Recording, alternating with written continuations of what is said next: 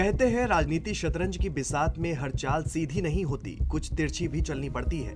UP की सियासत में इन दिनों कुछ ऐसा ही खेल चलता दिख रहा है। एक तरफ बयान आते हैं कि गठबंधन बन सकता है, फिर टूट सकता है और फिर दोबारा बन सकता है। क्या ये महज एक सामान्य राजनीतिक बयान है या फिर किसी खास दरवाजे पर दस्तक?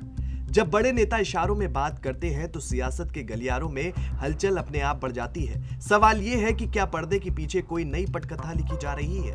क्या पुराने साथी फिर से साथ दिख सकते हैं? क्योंकि राजनीति में सपा प्रमुख अखिलेश यादव के एक बयान ने सपा बसपा के गठबंधन को लेकर नई चर्चा छेड़ दी है। क्या है वो बयान जिसके बाद सियासत गर्म हो गई है? सब कुछ बताएंगे आपको इस वीडियो में।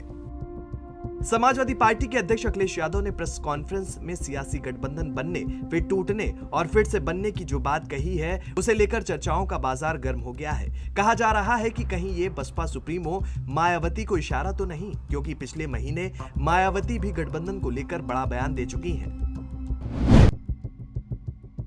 दरअसल सपा अध्यक्ष अखिलेश यादव ने गठबंधन को लेकर कहा कि गठबंधन बने और बाद में टूट भी गए।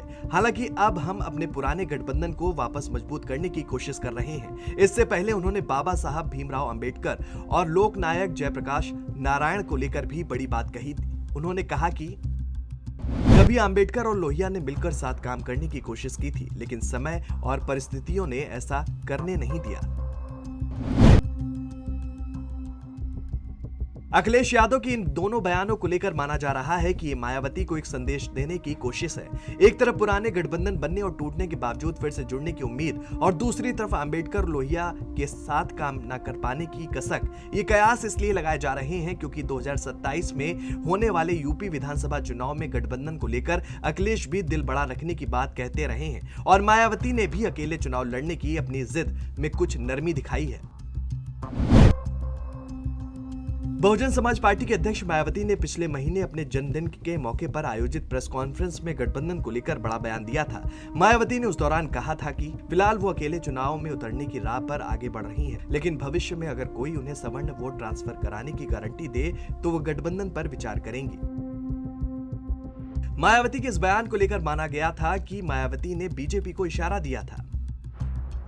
साल 1993 में सपा और बसपा साथ आए थे। हालांकि ये गठबंधन लंबा नहीं चला। इस गठबंधन के लगभग 2 साल बाद 1995 में लखनऊ का चर्चित गेस्ट हाउस कांड हो गया। इस कांड के बाद यूपी की राजनीति में सपा और बसपा के साथ आने की संभावना को लगभग खत्म मान लिया गया था।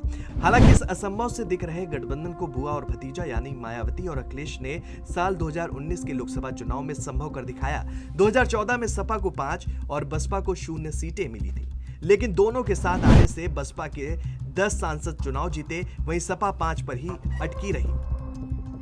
समाजवादी पार्टी और बहुजन समाज पार्टी साथ आएंगे या नहीं, ये कहना फिलहाल जल्दबाजी होगी। दोनों ही लंबे समय से सत्ता से दूर है। बीएसपी 2007 से 2012 तक सत्ता में थी, वहीं 2012 से 2017 तक सरकार चलाती रही। वहीं सपा 2012 से 2017 तक सरकार चलाती रही। साल 2027 में सपा को सत्ता से दूर हुए 10 साल और बसपा को 15 साल हो जाएंगे। दोनों को पता है कि अगर 2027 में भी विपक्ष में रहना पड़ा तो यूपी में दोनों के लिए अस्तित्व का संकट खड़ा हो सकता है। अब ये आने वाला वक्त ही बताएगा कि दोनों के साथ आने की कितनी संभावना है। ये स्टोरी आपको कैसी लगी हमें कमेंट करके जरूर बताएं और देखते रहें जेएमडी न्यूज़।